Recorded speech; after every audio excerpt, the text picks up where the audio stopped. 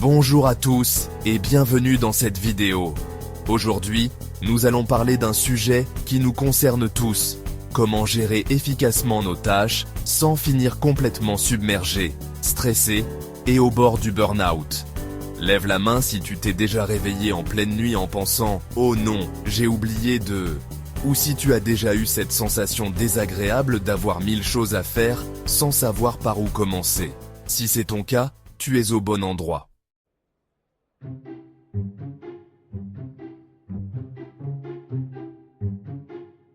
Je vais te présenter la méthode GTD pour Getting Things Done, créée par David Allen au début des années 2000.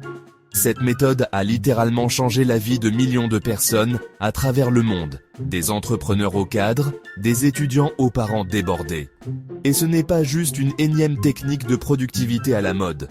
C'est un système complet, éprouvé, qui repose sur des principes psychologiques solides.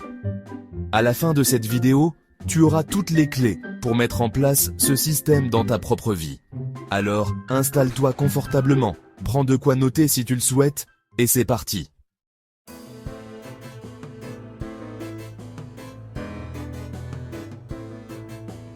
Avant de plonger dans la solution, il faut comprendre le problème.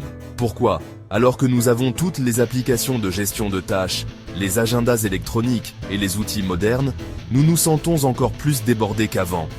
La réponse est simple.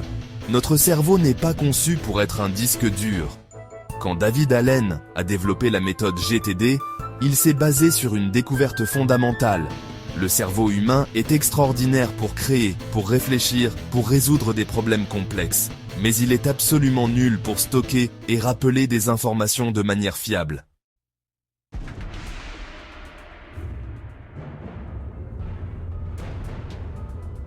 Il y a un phénomène psychologique fascinant qu'on appelle l'effet Zeigarnik, du nom de la psychologue russe qui l'a découvert dans les années 1920. Elle a remarqué que les serveurs dans les cafés se souvenaient parfaitement des commandes en cours, mais oubliaient complètement celles qui étaient déjà servies.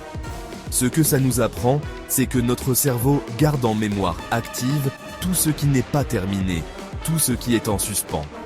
Et ça consomme énormément d'énergie mentale. Chaque tâche non terminée, chaque projet en cours, chaque petit truc à faire que tu gardes en tête, crée ce qu'on appelle une boucle ouverte dans ton esprit.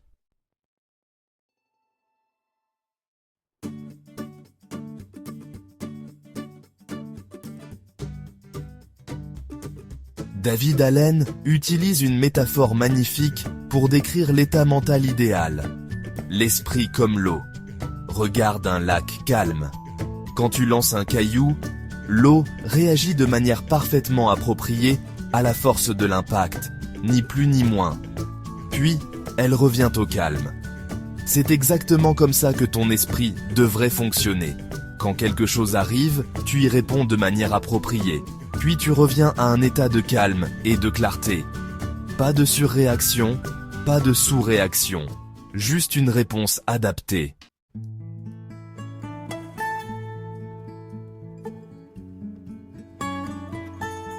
Pour atteindre cet état, tu as besoin d'un système de confiance. Un système où tu peux mettre toutes tes pensées, toutes tes idées, toutes tes tâches, en sachant avec certitude qu'elles seront traitées au bon moment. La plupart des gens n'ont pas ce système. Ils utilisent leur cerveau comme système de rappel, et ça ne marche pas. Résultat, ils n'ont pas confiance. Ils se répètent mentalement les mêmes choses encore et encore, parce qu'ils ont peur d'oublier. C'est épuisant. GTD va te donner ce système de confiance externe, fiable, qui libère ton cerveau pour qu'il puisse faire ce qu'il fait de mieux. Penser, créer, innover.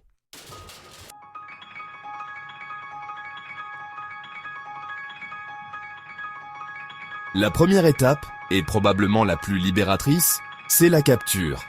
L'objectif est simple, sortir absolument tout de ta tête et le mettre dans un système externe fiable. Tu vas avoir besoin de ce qu'on appelle des boîtes de réception. Ça peut être un carnet papier, une application de notes sur ton téléphone, un fichier texte sur ton ordinateur. L'important, c'est d'avoir un endroit où capturer rapidement toute pensée qui te traverse l'esprit. Prends maintenant 20 à 30 minutes pour faire ce que David Allen appelle un vidage de cerveau complet. Note absolument tout ce qui te vient à l'esprit.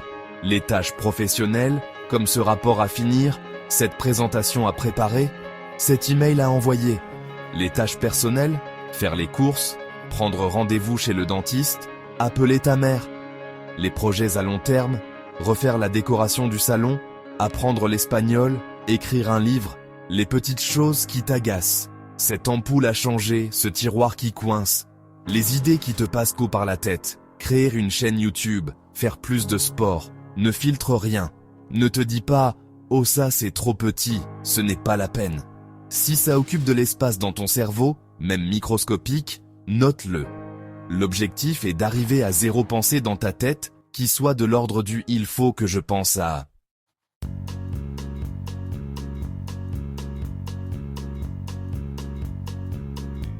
Pour t'aider, voici quelques questions pour démarrer. Qu'est-ce qui me préoccupe en ce moment? Qu'est-ce que je devrais faire, mais que je repousse? Qu'est-ce qui ne fonctionne pas bien dans ma vie actuellement? Quels sont mes objectifs pour cette année? Qu'est-ce que j'aimerais apprendre ou accomplir? Sois exhaustif. Cette première capture est fondamentale. Tu vas sentir un poids énorme se lever de tes épaules. Une fois cette première capture faite, tu dois prendre l'habitude de capturer en continu. Dès qu'une pensée te traverse l'esprit, hop, tu la notes immédiatement. Pas je m'en souviendrai plus tard. Maintenant. Aie toujours ton système de capture à portée de main.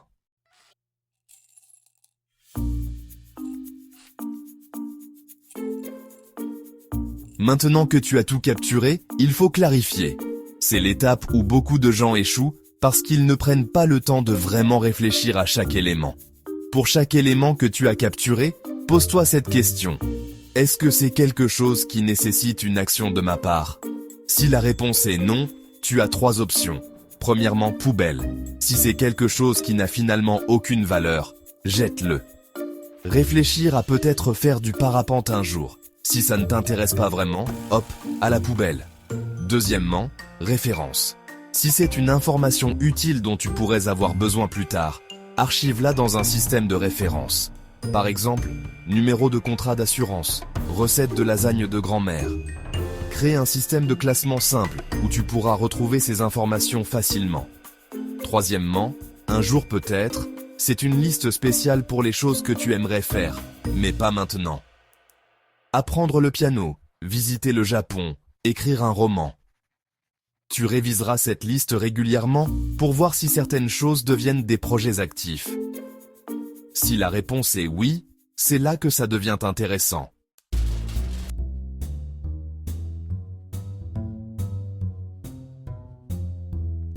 Définir la prochaine action physique, c'est le point crucial de GTD.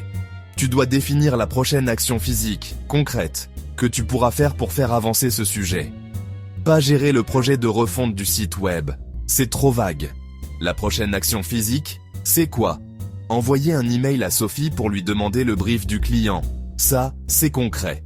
Tu peux visualiser l'action, ouvrir ton ordinateur, aller sur ta messagerie, cliquer sur nouveau message, taper l'email, cliquer sur envoyer. Autre exemple, pas m'occuper de mes impôts. Trop flou. La prochaine action, télécharger mes relevés bancaires de l'année, sur le site de ma banque. Précis, concret, faisable. Cette clarté fait toute la différence. Quand ton action est floue, ton cerveau résiste. Quand elle est claire et concrète, tu passes à l'action sans friction.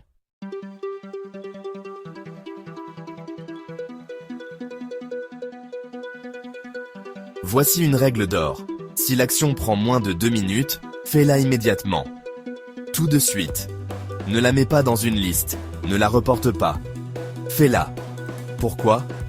Parce que le temps que tu prends à la noter, la classer, la réviser plus tard est supérieur au temps de faire l'action elle-même.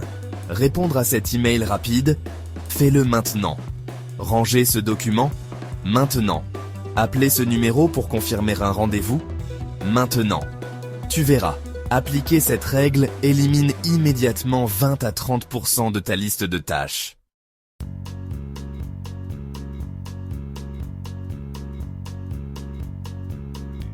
Maintenant que tes actions sont clarifiées, il faut les organiser.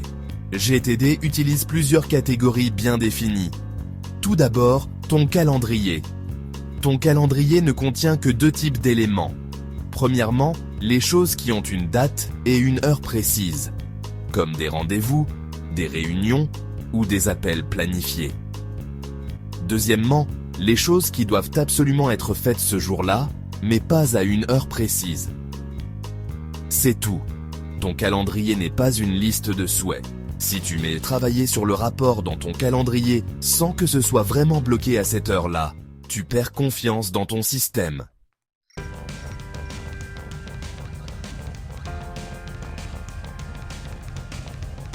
Ensuite, la liste en attente. Tu as délégué quelque chose? Tu attends une réponse de quelqu'un? Mets-le dans la liste.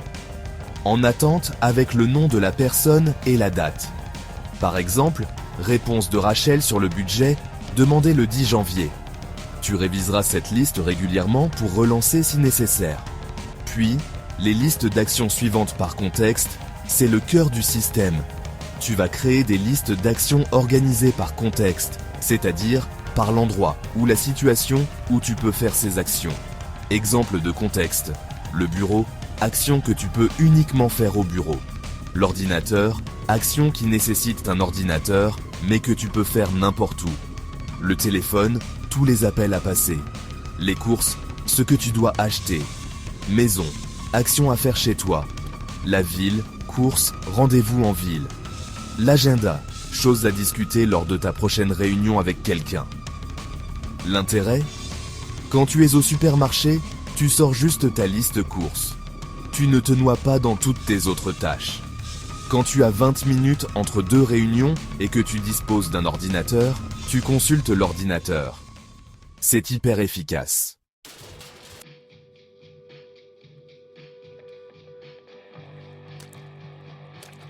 La liste des projets également. Un projet, dans GTD, c'est tout ce qui nécessite plus d'une action pour être complété. Organiser les vacances d'été, c'est un projet. Refaire la cuisine, c'est un projet.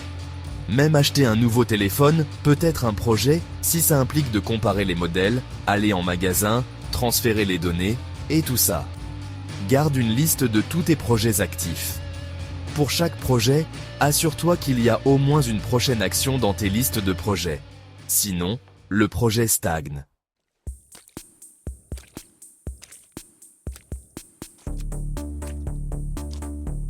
Enfin, les supports de projet. Pour tes projets plus complexes, crée un dossier de support où tu mets toutes les informations liées, notes, documents, idées, recherches. Mais attention, ce n'est pas dans ce dossier que tu mets tes actions à faire. Les actions restent dans tes listes de contexte.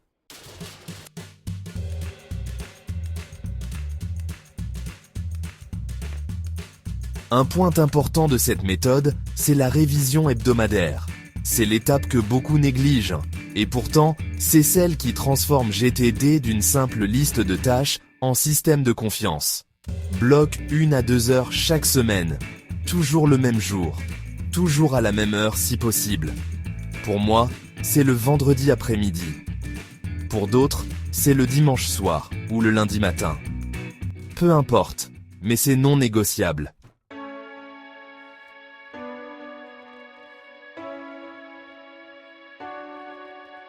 Pendant cette révision, tu vas, premièrement, vider toutes tes boîtes de réception.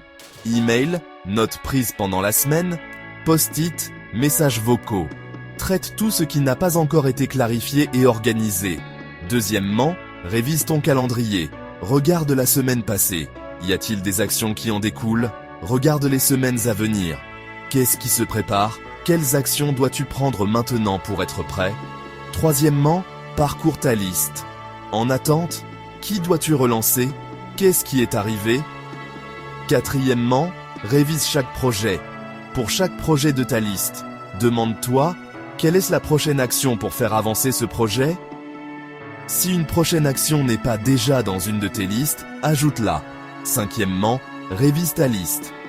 Un jour, peut-être, y a-t-il quelque chose qui t'inspire maintenant? Quelque chose qui devrait devenir un projet actif? Sixièmement, fais le point global. Est-ce qu'il y a des domaines de ta vie que tu négliges? Santé, relations, finances, développement personnel? Cet examen hebdomadaire, c'est ce qui te permet de garder une vue d'ensemble. C'est ce qui t'assure que rien ne tombe dans les oubliettes. Et surtout, c'est ce qui te donne confiance dans ton système. Quand tu sais que tu fais cette analyse chaque semaine, tu peux vraiment lâcher prise le reste du temps.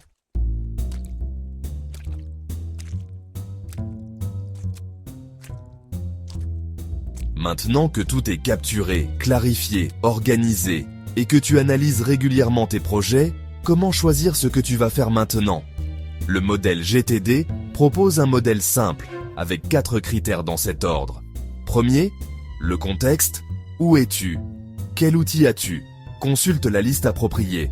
Deuxième, le temps disponible. Combien de temps as-tu? Si tu n'as que 10 minutes, inutile de te lancer dans une tâche de 2 heures. Regarde les actions rapides de ta liste. Troisième, l'énergie disponible. Es-tu en pleine forme ou épuisé? Certaines tâches demandent beaucoup de concentration, d'autres sont plus mécaniques. Adapte ton choix à ton niveau d'énergie. Quatrième, la priorité. Parmi les actions possibles selon les 3 premiers critères, laquelle a le plus d'impact? Laquelle est la plus importante?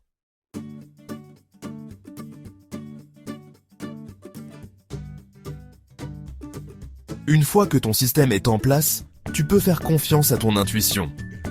Tu sais que tu n'oublies rien, tu as une vue complète de tout ce que tu as à faire. Donc si, à un moment donné, tu as envie de faire telle chose plutôt que telle autre, c'est ok. Tu fais un choix éclairé, pas un choix par procrastination ou par peur d'oublier autre chose. C'est ça, la magie de GTD. Tu n'es plus esclave de tes tâches.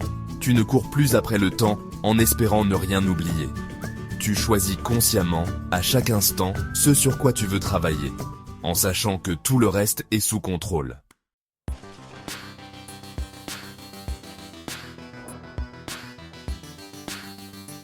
Il existe de nombreux outils pour implémenter GTD. La bonne nouvelle, c'est que GTD fonctionne aussi bien avec un système papier qu'avec des outils numériques. Le système papier, beaucoup de puristes GTD ne jurent que par ça. Un carnet, des listes manuscrites, des dossiers physiques. C'est simple, ça ne tombe jamais en panne. Et il y a quelque chose de très satisfaisant à barrer une tâche accomplie. Les outils numériques sont plus pratiques si tu es souvent en déplacement, si tu veux synchroniser entre plusieurs appareils. Voici quelques options populaires. Todoist, excellent pour gérer les contextes avec les étiquettes. Things, interface magnifique, très intuitif pour les Mac iOS. Notion, ultra flexible, permet de tout centraliser. Trello, visuel, basé sur des cartes. OmniFocus, le plus complet pour GTD, mais complexe. L'important n'est pas l'outil, c'est la méthode. Commence simple, avec ce que tu as déjà. Tu pourras toujours affiner plus tard.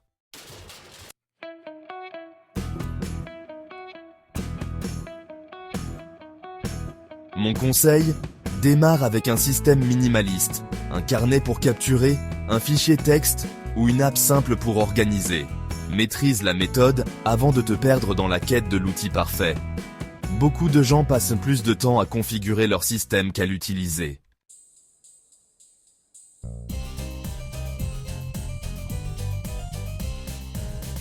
Nous voilà arrivés au terme de cette présentation de la méthode GTD. Récapitulons rapidement les points essentiels. GTD repose sur 5 piliers. Capturer tout ce qui te traverse l'esprit, clarifier chaque élément en définissant des actions concrètes, organiser ces actions dans des listes par contexte, réfléchir régulièrement lors de ta révision hebdomadaire et agir en faisant des choix éclairés. L'objectif ultime, c'est d'atteindre cet état d'esprit comme l'eau. Un esprit calme, clair, libéré de la surcharge mentale, capable de se concentrer pleinement sur la tâche du moment, sans cette anxiété diffuse constante.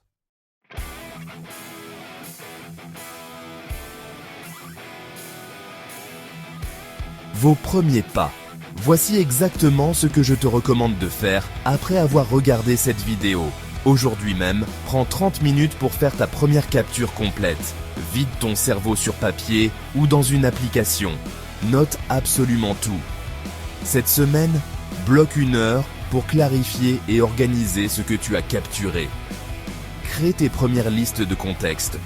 Ce week-end, fais ta première analyse hebdomadaire. Même si tu débutes, prends l'habitude. Sois patient, GTD. Ce n'est pas une technique miracle qui transforme ta vie du jour au lendemain. C'est un système qui se construit progressivement. Les premières 6 semaines, tu vas peut-être oublier de capturer certaines choses. Tu vas hésiter sur comment organiser telle ou telle action. C'est normal. Mais je te promets que si tu persévères, si tu fais tes revues hebdomadaires, si tu maintiens le système, tu vas ressentir une différence profonde. 1 mois après avoir commencé GTD, tu dormiras mieux. Tu seras moins stressé. Tu te sentiras plus en contrôle de ta vie.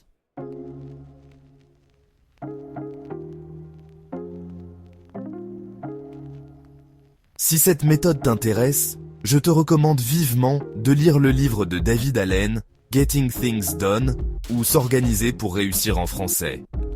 C'est la référence absolue, avec beaucoup plus de détails et d'exemples que ce que j'ai pu couvrir dans cette vidéo. Il existe aussi une communauté incroyable de pratiquants GTD en ligne. Des forums, des podcasts, des chaînes YouTube, où des gens partagent leurs astuces et leurs expériences.